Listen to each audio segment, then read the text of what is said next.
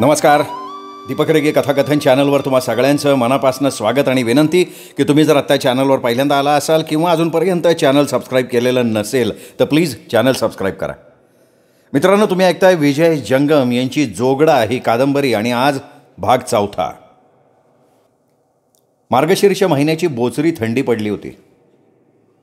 सकाळचे 6 वाजायला आले तरी अजून काळोखाचंच साम्राज्य पसरलेलं होतं. सुगीचे दिवस असल्यानं घराघरातून बाया बापड्या जाग्या झाल्या होत्या. जात्याच्या घरघरीबरोबर त्यांची गीतं शांत वातावरण भेदून काढत होती. रात्रभर सुस्त पडून राहिलेले पैलवान तालमीत घुमायला लागले होते. महारवाड्यातनं छाब्या होलाराच्या सनईचे सूर स्पष्टपणे ऐकू येत होते. दादू लोहार जागा झाला. झुंजूमुंजू झालेलं त्यानं बघितलं. अंगावरची चादर फेकून दिली. शेजारी झोपलेल्या सदाच्या अंगावरची वाकळ त्याने ओढली. ए पोरा उठ, देश उगवाय आलो, चल. आळोखे पिळोखे देत 12 वर्षाचा सदा वाकळ झटकून उठला. दोघं बापलेक आपल्या दुकानाकडे चालले. दादू लोहारानं सिद्धनाथच्या देवळाजवळचं आपलं दुकान उघडलं. दार उघडून बाजूला सारलं. लोखंडी पेटीतनं हातोडा घण बाहेर काढला. कोळशाच्या पोत्यातून पाटीवर कोळसे काढून घेतले. एक मुठभर कोळसे भात्याच्या तोंडावर ठेवले. खिशातून विडी काढली, ती पुढच्या दातात धरली. काडी ओढली, बिडी पेटवली. भात्याच्या तोंडावरचा कोळसा पेटवला. लोखंडाची एक कांडी त्या कोळशात खूप असली. विडीचा एक मनसोक्त झुरका मारून तो सदाला म्हणाला, आ चल वड भाता, आता यम गोळा वातेल. येळेत नाही काम झालं ना तर ठो ठो बॉम्बलायला लागतील. सदाची झोप झालेली नव्हती. दादूनं त्याला झोपेतनं उठवून दुकानात आणलं होतं. सदा पेंगत पेंगत भाता ओढत होता. त्याच्या हातातनं भात्याची दोरी पुन्हा पुन्हा सुटू लागलेली बघून दादू म्हणाला, अरे पोरा, भाता नीट वड. लागला डोळं गापा गापा झाकायला. रातीच्याला तमाशाला गेला होता का रे भाड्या? ओढ, हा घन घे आणि हान खोरप्याव.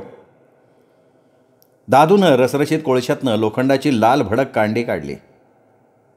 चिमट्यात घट्ट पकडून ती ऐरणीवर ठेवली. दुसऱ्या हातात बारीक सळी घेऊन तप्त कांडीवर तो सदाला ठिकाणं दाखवायला लागला. दाखवलेल्या ठिकाणी सदा दाणा दाणा घण मारायला लागला. एवढ्यात बनामावशी हातात लुगडं धरून लागा येत असलेली दादूनं बघितली. सदा, अरे हे बायदा रामाधर्माच्या येळेला इकडं का ताण दाखायला आली असन? सदानं बनाला बघितलं. ती काय देवऋषीने. भाता उडत सदा तोंडातल्या तोंडात बोलला, हा मग बरोबर आहे, चुकलेली बुथं गोळा करायला आली असेल ती. सळीनं कोळसं सरळ करत दादू बोलला, बा आपण तिच्याकडनं एक लिंबू घ्यायचं का मतरून? अद भाड्या, ती कसलं लिंबू मतरून देते? नाही आबा, हिची पांगळी लेक आहे ना, तिच्या अंगात कुसाबाई खेळती. अरे सदा, तो ते पांगळगाड आहे, पांगळगाडा. अंगानं सगळा नाचलाय. कसली कुसाबाई तिच्या अंगात खेळती? चल वड भाता वड. दादू, ए दादू. काय ग बाना, सकाळ सकाळी लुगडंवर धरून आल्यास? दादूनं बनाला टेकलं. दादू, पहिल्यांदा सांगते, रामाधर्माच्या येळेला सरळ बोला. बना मावशीनं हातात धरलेलं लुगडं झटकन खाली सोडलं. आता ह्याच्यात काय वाकडं बोललो? जे दिसलं ते सांगितलं. दादूनं बनाला पुन्हा चिमटा काढला. अरे दादू, डोळ्यानं चांगलं बी बघत जा की. बनानं आपला बचाव केला. बाना, तुझा आपला सारखा वादाचाच खोडा. जेव्हा बघावं तेव्हा कोणाला तरी घातलेलाच असतोय. असू दे बाय, तुझ्या संग बरं काम तरी काय काढलं एवढ्या लवकर? दादू, माझं डोकं फिरलंय बघ. आता ह्यो तारास माझ्याच्यानं काय सहन होईना. काय चोरी बिरी झाली काय घरात? तर चोरी तर रोज होती, पण चोर काय सापडत नाही. चोरी आणि तुझ्या घरात होती? कमालाची. दादूनं लोखंडाची कांडी विस्तवात खोपसत विचारलं. पण मला सांग, चोर रोज चोरी तरी कशाची करतोय ग? अशी काय माया जमून ठेवली तो घरात? अरे दादू, माझ्या घरात कुठला आलाय पायकाना अडका? मी बाय फाटक्या परपंचाची, मला दुसरी चिंदी नेसायला नाही घरात. तिच्या बन, मग अंगावरची चिंदीच नेली काय चोरानं रात्रीच्याला? दादू खोचकपणे बोलला, मोठ्यानं हसायला लागला. दाद्या, मेले तुझी जिंदगी गेली भाता फुकण्यात. भात्याच्या तोंडापरात तुझं तोंड लय घाण बघ. माझ्या अंगावच्या चिंधीची तुला कशाला र काळजी. आता तूच म्हणती तुझ्या घरात चोरी होती, परत म्हणती तुझ्या घरात काय बी नाही. मग चोर काय तुझ्या झिंज्या उपटून येतो का? हां, हिज्या बाईला काहीतरी कागळे घेऊन आली सकाळच्या पारी. अरे खापड तोंडाच्या माकडा, माझ्यासारख्या म्हाताऱ्या बाईची चेष्टा करतोय रे तू. तुझ्या बाईलीच्या झिंज्या देखील उपटून कोणाच्या तरी हातात. द्वाड, सरळ बोलायला लागली तर मला उलटं टांगायला नेते. माझ्या चिंदीवान झिंजीव घसरतोय मी याला. ए माझी आई, माझं काम करू दे मला, का उगा पिडायला आली. दादूचा खराब मूड बघून बना जरा नरमाईनं म्हणाली, मला एवढं सांग, नाना इकडं आलते का? हां, म्हणजे तुझं काम नानाकडे आहे तर उगा माझ्या दुकानामोरं का वटवट करायला लागली? नाना काय अजून इकडं फिरकलं नाहीत. रोज नाथाचं दर्शन घ्यायला येतील आता, तर ग बसायचं त्या कोपऱ्यात. दादूनं बनाला पुन्हा फटकारलं. एवढ्यात सयाजीराव नाना आपल्या बुलेट गाडीवरनं येत असलेले बना मावशीला दिसले.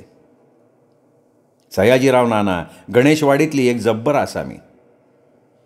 गावाच्या मध्यभागी त्याचा 2 मजली वाडा होता. शेतीचं उत्पन्नही भरमसाठ. वयानं 35ला असलेले सयाजीराव दिसायला देखणे, गोरेपान होते. ठेंगणं व्यक्तिमत्व, अंगात शर्ट विजार, भाषा शुद्ध. बोलायला लागले की ऐकतच राहावं असे उच्चार. धारदार करडा आवाज, जरब बसवणारा. सयाजीरावांनी बुलेट नाथाच्या देवळासमोर उभी केली. मागच्या सीटवर बसलेला काळा नामू आणि ते नाथांचं दर्शन घेऊन दादू लोहाराच्या दुकानासमोर आले. राम राम नाना. अवी बाना कावा धरणं वाट बघत थांबली. दादू लोहारानं प्रस्तावना केली. काय बनामावशी, काय काम घेऊन आलीस? बनामावशी गप्प. अरे दादू, ही तर काही बोलतच नाही आहे. अहो नाना, तिच्या घरात रोज चोरी होती म्हणे, पण चोर काय तिला सापडत नाही, ही खरी बानगडे. दादूनं विषयाला वाट करून दिली. ए चोंबड्या, तू ग बसा. माझ्या चोरीचं नाना बघून घ्या त्याला, तू न ग पंचायती करू. बनामावशी फाडकन बोलली. नाना नाना, मी या गावात राहायचं का नाही तेवढं सांगा. बनामावशीनं विषयाला सुरुवात केली. अगं ठीक आहे, पण झालंय काय ते तर समजू दे ना. का चालली आहेस आपलं गाव सोडून? नाना बनाची समजूत घालायला लागले. त्या जगमाला अगोदर बोलवा, 4 लोक गोळा होते, मग सांगते माझं काय झालं ते. आता या जगमाची आणखीन काय भानगडे? कान देऊन दोघांचे संवाद ऐकणारा दादू मध्येच बोलला.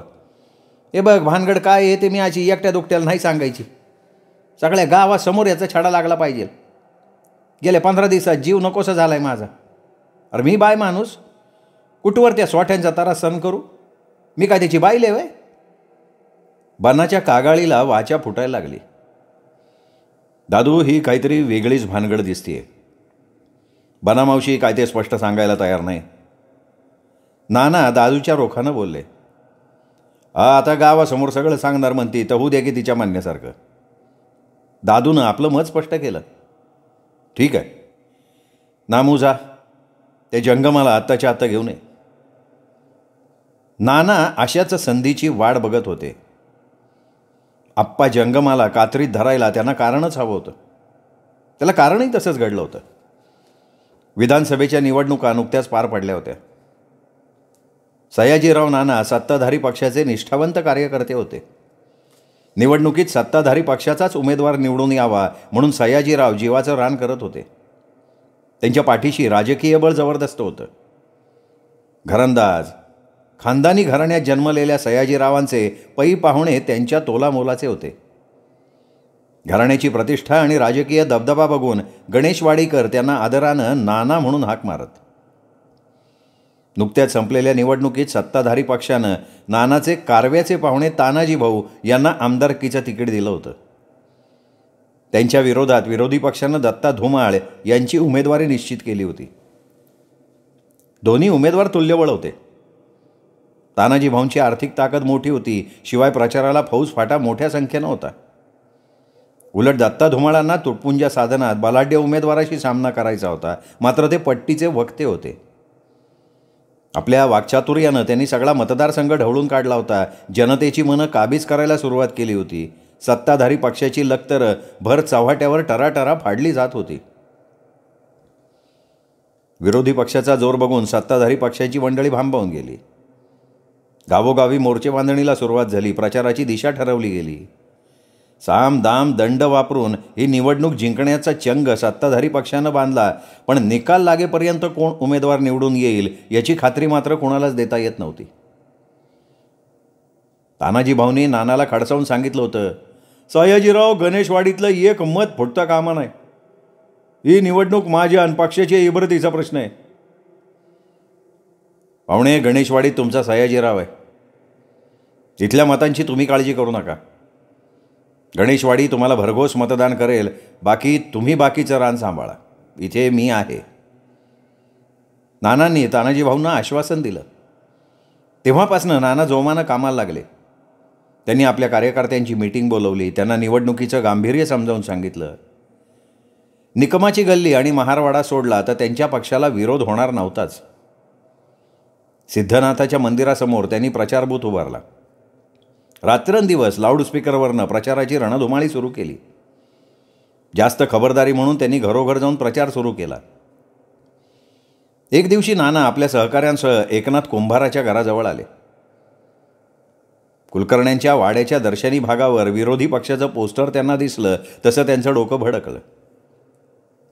नानांचं व्यक्तिमत्वच असं होतं की त्यांना कोणाचाही विरोध सहन होत नसे. विरोध झाला तर तो कुठल्याही परिस्थितीत मोडून काढणं हेच त्यांचं कर्तव्य. त्यांनी तात्काळ एकनाथ कुंभारला बोलणं पाठवलं. एकनाथ, हे पोस्टर इथे कोणी लावलं? पोस्टरकडे बोट दाखवून नानांनी एकनाथला प्रश्न केला. त्या आप्पा जागमानं. या जंगमाची ही मिजाज. आमच्या उमेदवाराविरुद्ध हा साला प्रचार करतो. बोलव रे त्याला बाहेर. आप्पा जंगम बाहेर आला. वाड्याच्या बाहेर लोकांचा घोळका बघून काय घडलं याची त्याला कल्पनाच नव्हती ना. काय रे, हे पोस्टर कोणी लावलं इथं? मीच लावलं. आप्पाचा खाडा बोल. तू राहतो कुठं? कुठं म्हणजे? गणेशवाडीत. गणेशवाडीत राहतोस ते मला माहिती आहे, पण गणेशवाडीत कुठे राहतोस? कुलकर्ण्याच्या गल्लीत. या गल्लीत राहायचं आहे का नाही? आता गल्लीत न जाण्यासारखं मी काय केलं? लाज नाही वाटत असा उलटा प्रश्न विचारताना? पण नाना, चूक काय झाली माझी? हे पोस्टर लावलं ही माझी चुकी झाली का? आणि तेवढ्यासाठी तुम्ही मला गल्लीतनं हाकलून लावायला उठला? प्रचार स्वातंत्र्य प्रत्येकाला आहे ना. मग हे पोस्टर लावून मी काय चूक केली? हे पोस्टर इथनं काढून टाक. तुझं व्याख्यान ऐकायला आम्ही नाही आलो. आमच्या गल्लीत राहणारा विरोधी पक्षाचं नाव पण घेत नाही. आश्चर्य आहे नाना, पण विरोधी पक्ष कायदेशीर निवडणूक लढवतोय ना. लोकशाहीत सत्ताधारी पक्षात विरोधी पक्षाला महत्त्व असतं. कायद्याची आणि लोकशाहीची भाषा मला शिकवू नको. फाडून टाका रे पोस्टर. बघू काय करतो.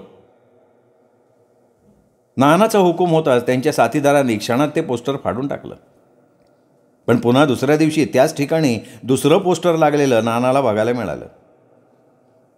नानाच्या अहंकारी मनाला ही घटना फार बोचली. त्यांच्या दृष्टीनं क्षुल्लक असणाऱ्या माणसाकडून झालेला हा विरोध त्यांना सहन होण्यासारखा नव्हता.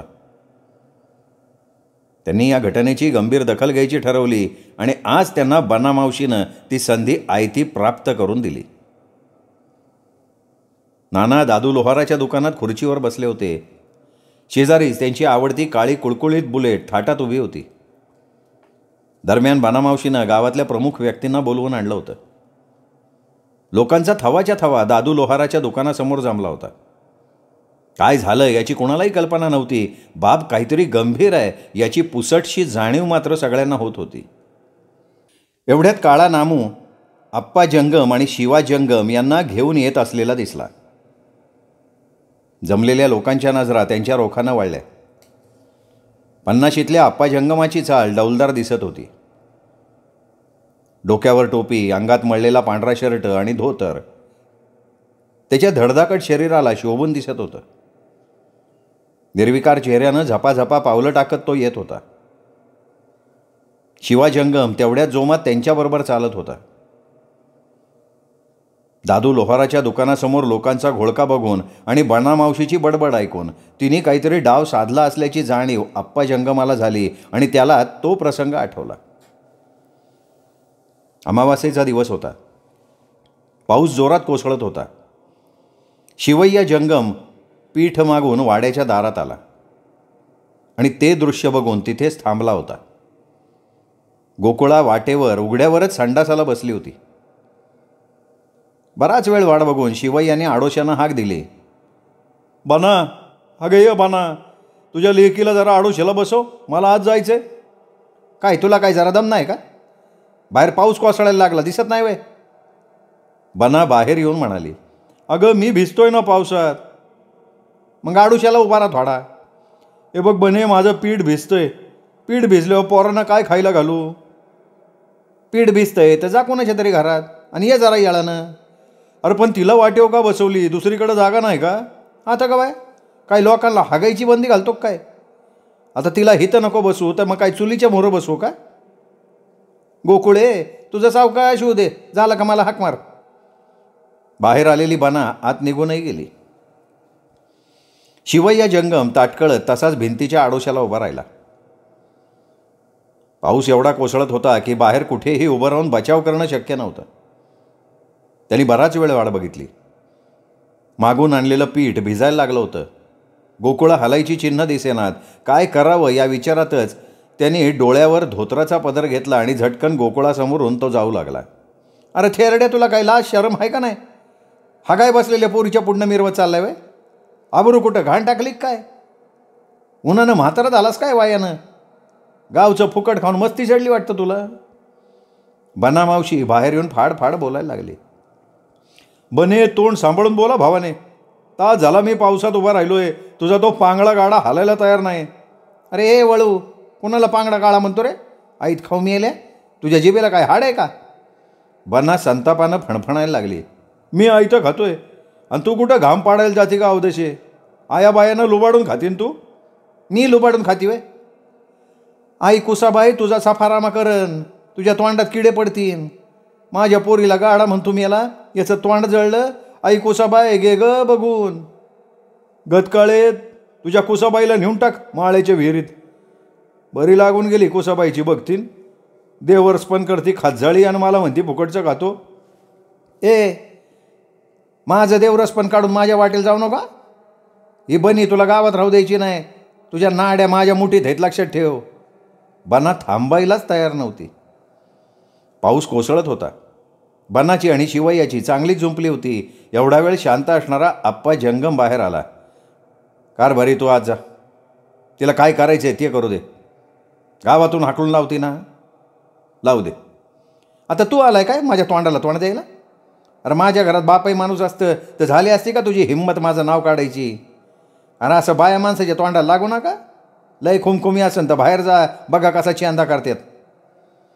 आप्पा जंगम समोर दिसताच बानाला पुन्हा चेव आला. हे बघ बाना, उगा शिवी वेगळा करू नको. आप्पानं बानाची समजूत घालायचा प्रयत्न केला. ते तुझ्या थेरड्याला सांग, बोडक्या बाया बघून चळ भरल्यासारखा करतो आणि तू त्याला साथ देतोय. स्वतःच्या बायका घातल्या डाबऱ्यात आणि दुसऱ्याच्या बायकांना का म्हणून त्रास देता रे? ती अमावास्येची रात्र असून सुद्धा बानामावशीच्या घरात आया बाया गोळ्या झाल्या नाहीत, हाही एक योगायोग म्हणायचा. ज्या बाया आल्या त्या थातुरमातून कारणं घेऊन आल्या. त्यामुळे रात्रभर घुमणारी गोकुळा रात्री 10 वाजता शांत झाली.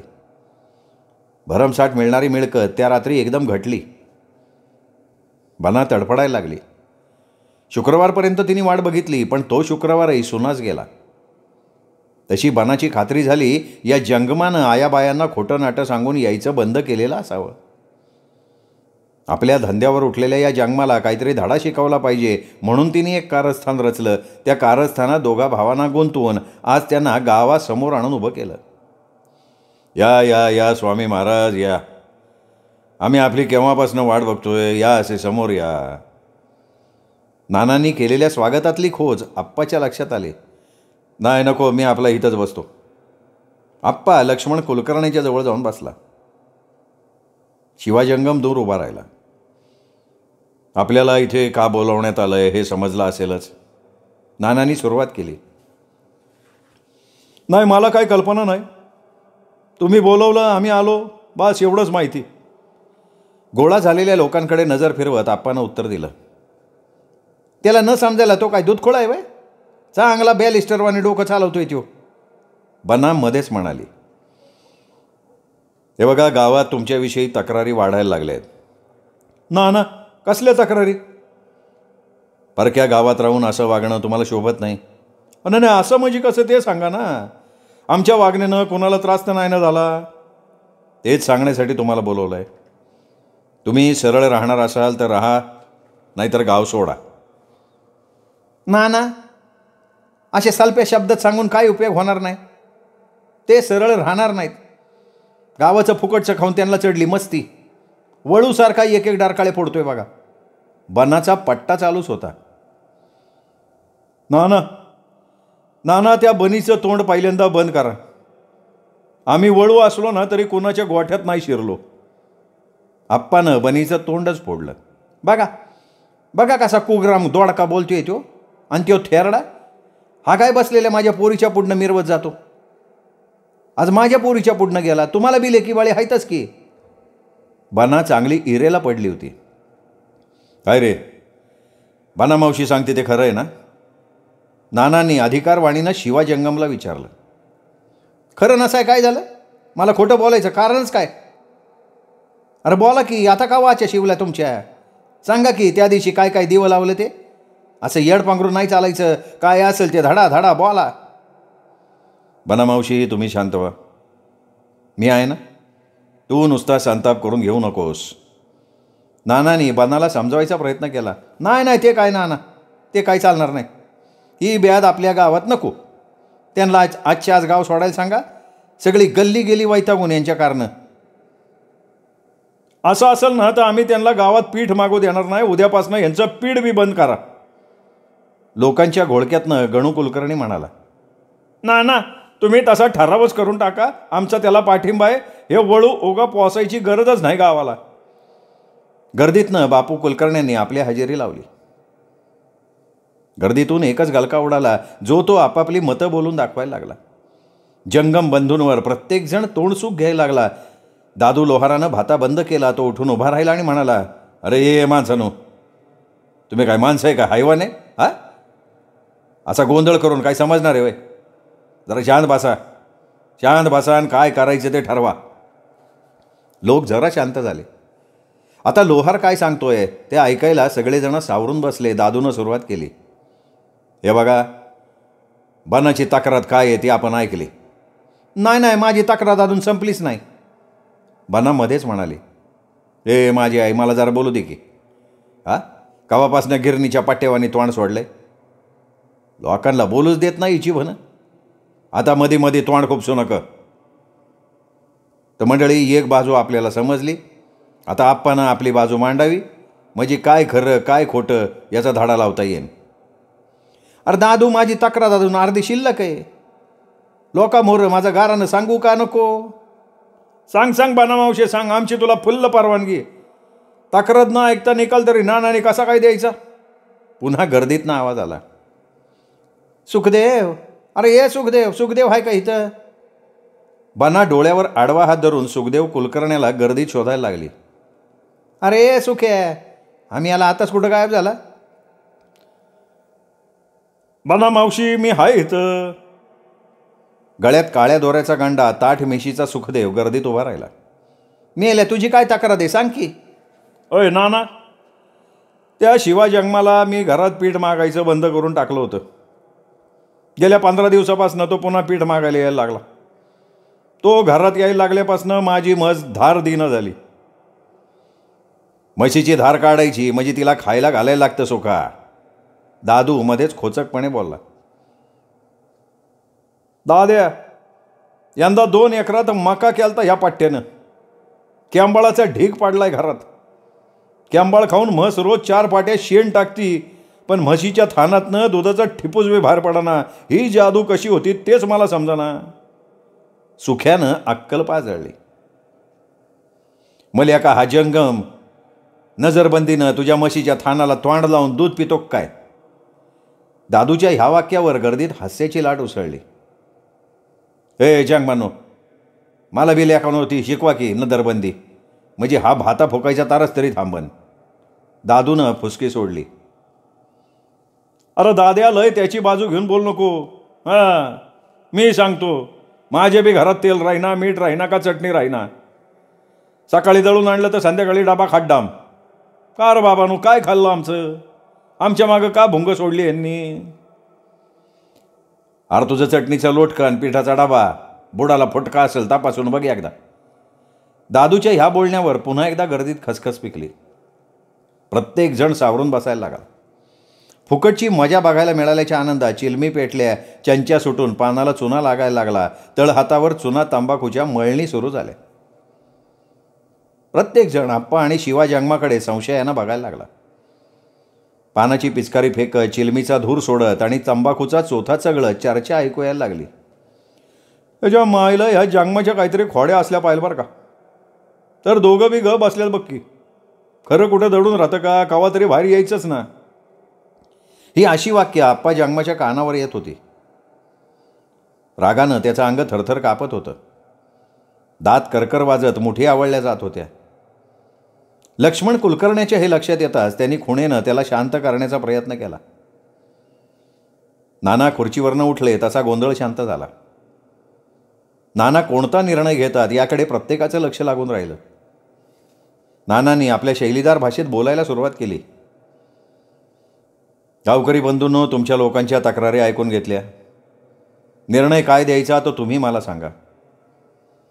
या दोघा भावांना गावात राहायला द्यायचं नाही, हा आमचा निर्णय. हा, तसंच करा, आमचं बी तेच मत आहे. एकाच वेळी लोकांनी आपल्या भावना व्यक्त करायला सुरुवात केली. शांत व्हा, शांत व्हा, तुमचा निर्णय मला मान्य आहे. तुम्हा सर्वांच्या भावनांची कदर करून मी जंगम बंधूंना एवढंच सांगू इच्छितो की त्यांनी आपलं गाव सोडून चालतं व्हावं. नानांनी निकाल दिला. थांबा थांबा नाना, असा उतावळा निर्णय घेऊ नका. माझी एक शंका आहे. महादेवराव निकम अचानक उठून बोलायला लागले. महादेवराव हे गावातले बऱ्यापैकी सद्ग्रहस्थ. आप्पांचं मृदंगवादन ऐकून त्यांनी कुलकर्ण्याच्या वाड्यातलं आपलं घर आप्पाला राहायला दिलं होतं.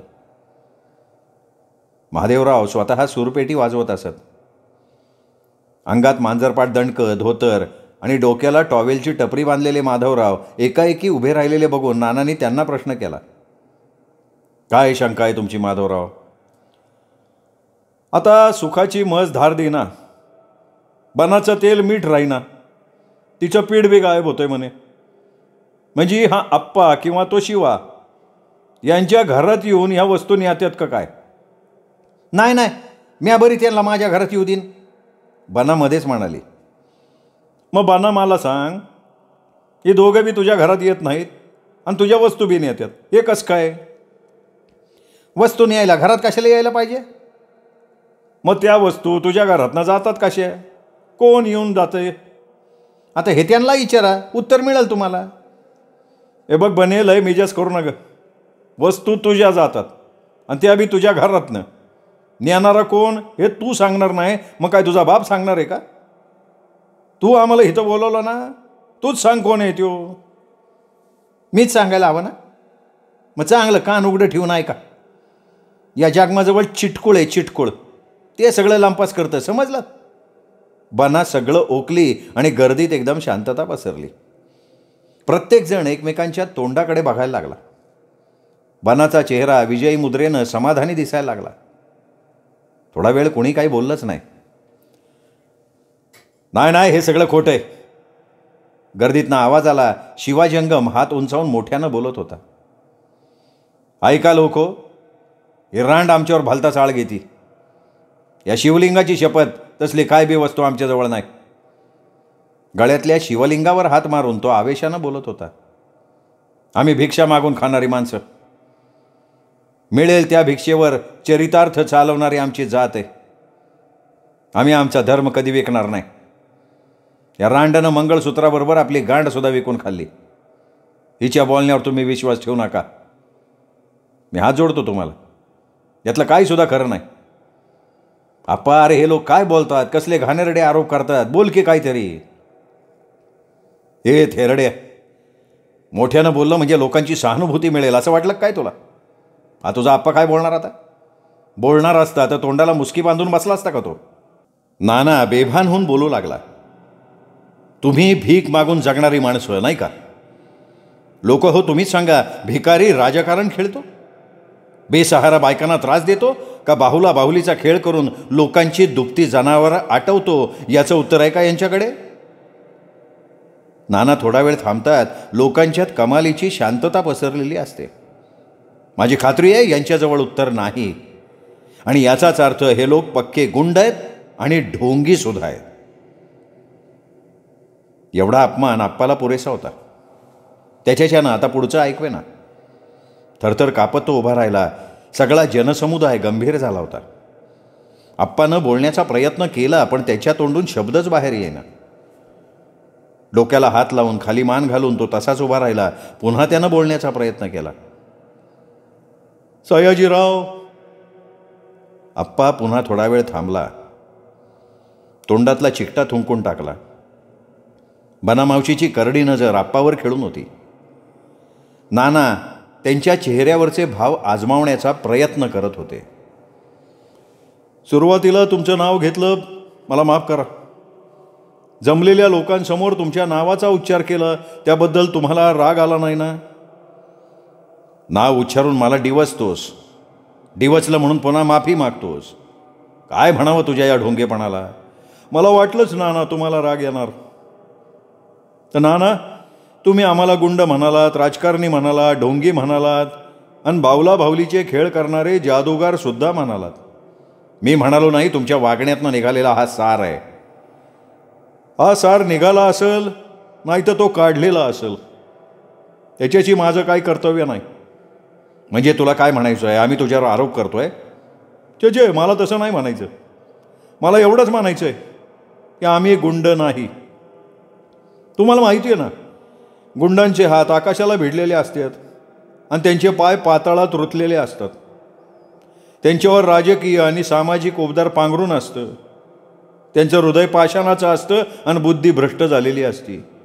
याचाच अर्थ तो गुंडांच्या कुळीत जन्मलेला असतो आणि त्या कुळाला लक्ष्मीचा वरदहस्त असतो. तुम्ही माझ्याकडे बघा. माझे हे हात माझ्या शरीराला चिकटू नयेत. अहो त्यांची लांबी ती केवढी, आणि पाय म्हणला तर ते जमिनीवर स्थिर आहे. आणि माझी राजकीय कुवत तुम्हाला माहितीच आहे. आप्पाला मध्येच थांबून नाना म्हणाले, माहिती आहे, चांगलं माहिती आहे, आणि म्हणूनच मी तुला राजकारणी म्हटलेलं आहे. तुमचं मत चुकीचं नाही नाना, पण ते अर्ध सत्य आहे. जीवनात राजकारण हे असतंच. ही बाना सुद्धा राजकारण खेळते, असं नाही का तुम्हाला वाटत? या बाईवर नको ते आरोप करू नकोस. ती अडाणी विधवा बाई, ती रे कसलं राजकारण खेळते? मग माझ्यासारखा गरीब माणूस तरी कसलं राजकारण खेळू शकतो? भिंतीवर कुठल्या तरी पक्षाचं पोस्टर लावलं म्हणून काय मी राजकारणी होऊ शकतो का?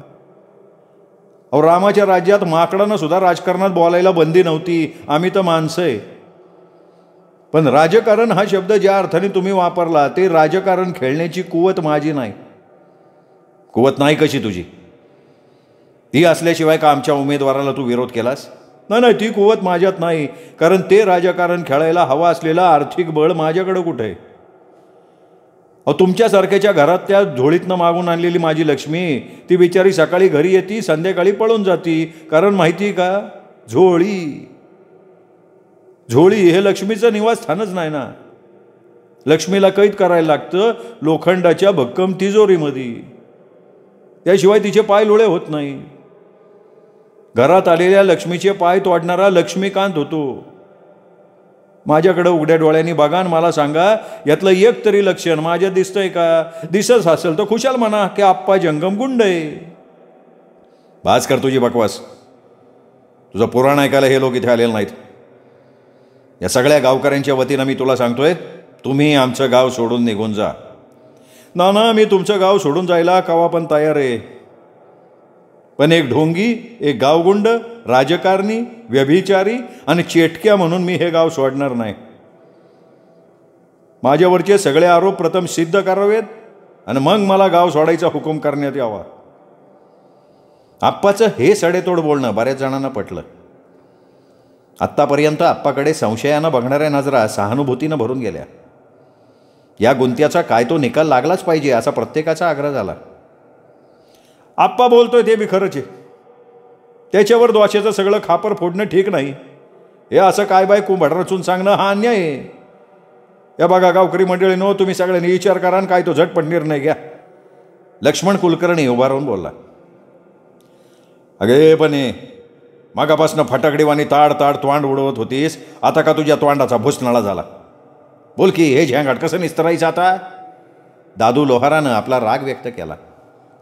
आता आणि काय बोलू म्हणतो रे? जे बोलायचं होतं ते कवाच बोलून झालंय. जे बोलली ते समजा खरं एवढं ध्यानात ठेव. म्हणजे माझ्याजवळ चिटकुळं आहे हे खरं आहे असं तुला म्हणायचं आहे? आप्पानं मूळ मुद्दा पकडला. बनामावशी खोटं बोलणारी बाई नव्हे, ती देवाचा माणूस आहे. देवाचा माणूस अशी लांडी लबाडी करत नाही. नानांनी बनाची बाजू पुन्हा उचलून धरली. नाना, मीच खोटं बोलतो असं तुम्हाला वाटतंय का? खरं ऐकून घ्यायची तयारी नसेल तर खोट्याला तुम्ही खरं समजणार का? तुम्ही गावचं पुढारी आहे, गावचे जबाबदार नागरिक म्हणून तुमचा लौकिक आहे. एखाद्याची खोटी बाजू उचलून धरून तुमच्या लौकिकाला, प्रतिष्ठेला, निवृत्तीला कलंक लावून घेऊ नका. ए जांगमा, तोंड सांभाळून बोलायचा. कोणाच्या इब्रतीला हात घालतोय माहिती आहे का तू? एका हॉलपांड्यात पाणी सुद्धा मागू देणार नाही. ओ नानार, काय चाललंय हे? तुम्ही नुसती परवानगी द्या. एका टोल्यात हे जन्माचं थोबाड बंद करतो बघा. आज पावतर कुठल्या लंडीनं नाना समोर तोंड उघडलं नाही. नाम्या, आप्पाला जरा बोलू दे. त्याचं काय म्हणणं आहे ते लोकांना समजू दे तरी. दादू लोहारानं पुन्हा मध्ये तोंड घातलं. आणि त्याचं म्हणणं काय असणार आहे? नानाबद्दल असं काय बाय बोललेलं आपण शाप खपून घेणार नाही. त्याला लगे आपण हेता आडवा करणार. चल चल खाली बस, खाली बस. तुझा आम्हाला याख्यान ऐकायचं नाही. या माईला मधीच उभा राहिला बाबळीचा बोडका. ना त्याला खाली बसवा आधी. ज्या मारी कुंभाराच्या भागीला बाद केलं यांनी आणि हे तो उभा राहून बोलतोय. अशा प्रकारच्या प्रतिक्रिया गर्दीतनं उठायला लागल्या. काळ्या नामूला त्या प्रत्यक्ष ऐकायला यायला लागल्या. शेवटी तोंड वांगळ करून काळा नामू खाली बसला. नामूच्या बोलण्यानं विषयाचं गांभीर्यच निघून गेलं. आप्पा मात्र तसाच उभा होता, भरती आलेल्या समुद्रातल्या खडकासारखा. त्याच्यावर ह्याचा कशाचाच परिणाम झाला नव्हता. डोळ्यातले अंगार फुललेलेच होते. अपमानाचा दाह सगळं शरीर पेटवतच होता. सर्वांगावर घामाचा चिकटा वाढत होता. कधी एकदा आपण सगळं उकून मोकळे होतो असं त्याला झालं होतं. गर्दी पुन्हा शांत झाली. नाना, परवानगी असेल तर बानाला एक प्रश्न विचारू का? तिला आणखीन काय विचारण्यासारखं राहिलंय? विचारू द्या नाना, काय विचारायचं ते विचारू दे की. ठीक आहे, विचार काय पाहिजे ते. हवे तेवढे प्रश्न विचार. बनामावशीला पुढे बोलवण्यात आलं. ती जाऊन नाना शेजारी उभी राहिली. हा विचार, काय विचारायचे ते. तू आलाय ना कायद्याची परीक्षा देऊन, घे माझी तपासणी वकिलावानी. बने, तुला तुझ्या कुसाबाईची शपथ आहे, या लोकांसमोर खोटं बोलू नको. मेल्या माझ्या कुसाबाईला कशाला मध्ये घेतो रे? काय विचारायचं ते मला विचार. मी मस्त खंबीर आहे तुला उत्तर द्यायला. माझ्याजवळ चिटकूट आहे. हा आहे की. कुठं पाहिलंस तू त्याला? कुठं माझी? बनामावशीचा चेहरा काळवणला. उत्तर काय द्यावं तिला सुचेना. तोच आप्पानं तिला दुसरा प्रश्न विचारला. त्याला जर तू पाहिला असशील तर या जमलेल्या लोकांना त्याचं वर्णन करून सांग. आता का बाया, हे काही विचारणं झालं बाय? ओ ना तुम्ही तरी सांगा की याला. बाया माणसाला असं काय बाई विचारतोय? वकील लागून पाडला का यो? बने, माझ्या प्रश्नाचं उत्तर हे नाही आहे. माझं चिटकुळं तू कुठं पाहिलंस ते सांग. अरे ती वस्तू डोळ्याला दिसती का? मग डोळ्यानं न दिसणारी वस्तू माझ्या मालकीची आहे असं तू कसं काय म्हणू शकते? बनामावशी पुन्हा निरुत्तर झाली. आपली असहाय्यता तिला जाणवायला लागली. उत्तर देण्यासाठी तिची घालमेल व्हायला लागली. आपल्या मदतीला नाना धावून येतील ही तिची आशा फोल ठरली. आणि नाना तरी काय उत्तर देणार? प्रश्नच एवढा सडेतोड होता की त्याचं उत्तर देणं कठीण काम होतं. नानाचा चेहरा लालेलाल दिसायला लागला. त्यांच्या गौरकांतीवर तो लालिमा जास्त उठून दिसायला लागला. बनामावशीचे ओठ फक्त थरथरत होते. तिच्या तोंडून शब्द बाहेर येईना. लोकांची आता मात्र पूर्ण खात्री झाली की बनामावशीचं बिंग उघडं पाडणार. खाली मान घालून उभ्या राहिलेल्या बनाला दादू लोहार म्हणाला, बना, खाली मान घालून आगोता सुटायचा नाही. आप्पाच्या प्रश्नाचं उत्तर दे. तू देवाचा माणूस आहे ना, मग उत्तर द्यायला येळ ना ग. काय असेल ते पाठापाठा सांगून टाक, नाही तर आप्पाची क्षमा माग आणि चालती होईत ना. जाती रे दाद्या जाती, एक क्षण देखील थांबत नाही मी इथं. आप्पे ह्या लक्षात ठेव, 4 चौघात माझी फटफजिती केली. आय कुसाबाई तुझं वाटोळं करेल. तिच्या झाडाचा तू अपमान केलाय, बरं नाही होणार तुझं. अरे तोंडात किडं पडतील तुझ्या किडं. बनामावशी गर्दीतनं लगा बाहेर पडली, घराच्या रस्त्यालाच लागली. लोक बनामावशीच्या पाठमोऱ्या आकृतीकडे बघत राहिले. विषय संपला. लोकांची पांगापांग व्हायला लागली. पण आप्पाच्या दृष्टीनं अजून विषय बाकी होता. उठून जाणाऱ्या लोकांना त्यांनी मोठ्यानं हाक मारली. लोक हो, अजून काही प्रश्न शिल्लक आहेत, याची उत्तरं तुम्हाला मिळायला हवीत. चिटकुळं हा प्राणी कसा असतो याची मला कल्पना नाही. बाप जन्मी मी कधी त्याला पाहिलेलं नाही. उठून चाललेले लोक तिथे रेंगाळले. ती वस्तू माझ्याजवळ असती तर मला पीठ मागून खायला लागलं नसतं. वाळीत टाकलेल्या त्या भुताटकीच्या वाड्यात राहायला लागलं नसतं. माझी पोरं बाळं तुम्हाला टुणटुणीत दिसली असती. माझी म्हैस 4 वर्ष झाली गाभण राहत नाही. चेटकाचा प्रयोग करून मी तिची धार काढली असती. सुखाच्या म्हशीचं दूध मी नजरबंदीनं प्यायलो असतो तर ह्या वयात सुद्धा मी जोर बैठका मारल्या असत्या. चिटकुळा करवी रोज एका श्रीमंताला मी लुटला असता. गाद्या गिरद्यावर लोळत पडलो असतो. काय आहे यातलं माझ्याजवळ? काय नाही ना, काहीच नाही. आप्पा भावनाविवश झाला होता. त्याच्या तोंडून पुढचे शब्दच बाहेर पडेनात. लोकांची सगळी सहानुभूती आता आप्पाच्या बाजूला झाली. लोकांना त्याचं बोलणं ऐकत राहावं असंच वाटायला लागलं. आप्पांनी आवंडा गिळला, धोतराच्या सोग्यानं कपाळावरचा घाम पुसला आणि नानांना तो म्हणाला, नाना तुम्हाला काही प्रश्न मला विचारायचे आहेत. मला प्रश्न विचारणार तू कोण? हा अधिकार तुला दिला कोणी? नानांची गुरमी उतरली नव्हती. तो प्रश्न विचारण्याचा अधिकार फक्त मलाच आहे नाना, म्हणून तो विचारायचं धाडस करतोय मी. मला सांगा, या वादात तुम्ही बनाचीच बाजू का उचलून धरली? ती तुमच्या गावची नागरिक म्हणून का ती खोटं बोलत होती म्हणून? काय म्हणायचं काय तुला? ती एक गरीब स्त्री आहे, अबला आहे, निराधार आहे. तिचं म्हणणं ऐकून घेणं माझं कर्तव्य आहे. मग मी काय श्रीमंत वाटलो का तुम्हाला नाना? मी कुणाच्या बलशाली आधारावर जगतोय? तिची बाजू घेण्याचं कारण तुम्ही सांगताय ते नाही आहे. आप्पा तोंड सांभाळून बोला. मी म्हणजे बनी नाही. मनात आणलं तर आत्ता इथे तुला आडवा करू शकतो मी. त्यात विशेष नवल काय नाना? हुकमाची पानं हातात असल्यावर डाव खेळणं कठीण नसतं नाना. वाघानं सशाची शिकार करणं यात कसलं आलं हो त्याचं शौर्य? गाव तुमचं आहे. माझ्यासारख्या माणसाला 4 लाथा घालणं तुम्हाला अशक्य नाही. पण त्यापूर्वी मी तुम्हाला प्रश्न विचारतो. हुलूगाड्याच्या सुंदरानं आत्महत्या का केली? ती सुद्धा एक स्त्री होती, अबला होती, निराधार होती. का केली तिने आत्महत्या? गरीब स्त्रियांचे कैवारी आहात ना, मग माझ्या या प्रश्नाचं उत्तर द्या नाना. नानाचा चेहरा शेळपटला. खुर्चीवर बसलेले नाना ताड उडायला लागले. हातांच्या मुठ्या आवळल्या गेल्या. हातानं ते डोकं घासायला लागले. उठून आप्पाच्या थोबाडीत खाडकन द्यावी असं त्यांना वाटलं. परंतु राजकारणी धुरंधर नाना अपमान गिळून गप्प बसले. लोक मात्र विषयाचं गांभीर्य ओळखून शांत बसले होते. विषयाला लागलेलं वळण त्यांना अनपेक्षित होतं. सुंदराचा विषय निघताच त्यांनी कान टवकारले आणि या भानगडीत नानाचा काय संबंध असावा असा जो तो तर्क करायला लागला. सुंदराच्या आत्महत्येचा इथं प्रश्न येतोच कुठं? आणि येत असेल तर त्याचा माझ्याशी काय संबंध? आरामखोर, तुला माझ्याशी वैर वाढवायचं आहे का? मला वैर निर्माणच करायचं नाही आहे. फक्त सुंदराच्या आत्महत्येचं कारण विचारायचं आहे. बनीच्या देवरसपणाला भुलून गेलेल्या त्या बाईवर भर दिवसा काठवड्यात बलात्कार झाला. पतीच्या पश्चात ओढावलेला अनाचार सहन न झाल्यानं त्या बिचारीनं माळ्याच्या विहिरीत उडी मारून जीव दिला. तिच्या नाशाला जो नराधम कारणीभूत झाला त्याला आज काय शिक्षा होणार आहे? आम्ही बेसहारा बायांना त्रास देतो असा खोटा आरोप करून आम्हाला भर चौकात आज उभं केलं जातोय. आमची बेइज्जती केली जातीये. पण सुंदरावर पाशवी बलात्कार करणारं पिशाच्य आज कुठलं प्रायश्चित घेणार आहे नाना? नाना याचं उत्तर मला हवंय. आप्पा बेफामपणे बोलत होता.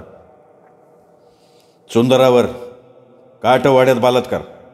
अरे तू काय बोलतो माझं मलाच कळना. त्याचा हितसंबंध काय आहे? नानाची बोबडी वळायला लागली. आत्तापर्यंत तापलेले नाना झटक्यात थंडगार पडले. त्यांच्या वर्मावरच घाव बसल्यानं ते तडफडायला लागले. लोकांच्या समोर आणखीन जास्त शोभा व्हायला नको म्हणून ते झटकन खुर्चीतनं उठले आणि म्हणाले, तुला तुझ्या प्रश्नाचं उत्तर जरूर मिळेल. हा प्रश्न तू इथे उपस्थित करायला नको होतास. सापाच्या शेपटीवर पाय पाडलाच होता. तो दंश करणार यात शंका नव्हती. पण तो डसण्यापूर्वी पुन्हा एखादा तडाखा देता आला तर बघावा म्हणून आप्पा म्हणाला, हा दाबला गेलेला भ्याड प्रश्न उपस्थित करावा लागला कारण त्या घटनेचा साक्षीदार मी एकटा आहे. साक्षीदारानं फक्त खरी साक्ष दिली आहे. आरोपीला शिक्षा देण्याचं काम न्यायाधीश करल. आप्पानं आणखीन एक दणका दिला. बघून घेतो की तुझ्या न्यायाधीशाला आणि साक्षीदाराला पण. चले नामू. नानांनी गाडी स्टार्ट केली. नामू मागच्या सीटवर बसला. नाना गर्दीतनं निघून गेले. लोकांचा घोळका उभा राहिला. सगळ्यांच्या चेहऱ्यावर एकच प्रश्नचिन्ह होतं, ते म्हणजे नाना. गर्दीतल्या लोकांनी घरचा रस्ता धरला.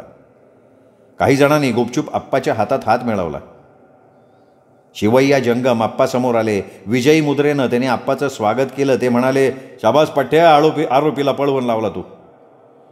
दादू लोहार खुदुखुद हसत आप्पाच्या चेहऱ्याकडे टुकूटुकू बघत म्हणाला, आप्या आल्या का आता सावध राहा का. लोकांची पांगापांग झाली. रात्री 12 वाजण्याची वेळ असावी. आप्पा शिवाजंगम आपल्या मुलासह सोप्यात झोपले होते. भागुआईचं कुत्रं मोठ्यानं भुंकायला लागलं. बानामावशी झटकन अंथरुणावरनं उठली. तिने दरवाजाची कडी काढली. 2 व्यक्ती वाड्यात घुसल्या. त्यांनी आप्पा जंगमाच्या घरात प्रवेश केला. त्या 2 धिप्पाड व्यक्तींनी आप्पा आणि शिवाजंगमचा ताबा घेतला. दोघांच्या अंगावर लाथा बुक्क्याचा प्रहार व्हायला लागला. आप्पाच्या उरावर बसलेली व्यक्ती त्यांना सावध करून त्यांचा गळा दाबत म्हणाली, ओळखलं का मला. सावध झालेले आप्पा म्हणाले, हा. नाव सांग. सैतानाचा दूत. एवढ्यात शिवाजंगम मोठ्यानं ओरडला. त्याच्या वर्मी एक ठोसा बसला आणि ते गप्प झाले. त्याच्या ओरडण्यानं मुलं जागी झाली. अंधारात काय चाललंय हेच त्यांना समजेना. कुणीतरी आपल्या चुलत्याला आणि वडिलांना मारतोय हे वडिलांच्या धडपडीवरून त्यांना जाणवलं. त्यांनी आरडाओरडा करायला सुरुवात केली. आता जास्त वेळ घालवण्यात अर्थ नाही याची जाणीव झाल्यावर त्यांनी जाता जाता आप्पाला इशारा दिला, आप्पा उद्याच्या उद्या गाव सोडायचं, नाही तर हाड आणि हाड मोडून काढल. त्या 2 व्यक्ती क्षणात पसार झाल्या. बनामावशीनं दरवाजाला आतून कडी घातली. आप्पा अंथरुणावरनं उठला. दिवा लावला. दिव्याच्या प्रकाशात त्यानं शिवाजंगमला बघितलं. शिवाजंगम निश्चित पडला होता. त्याच्या नाकातोंडातनं रक्त वाहत होतं. ते दृश्य बघून मुलं भेदरून गेली. आप्पानं त्यांना धीर दिला.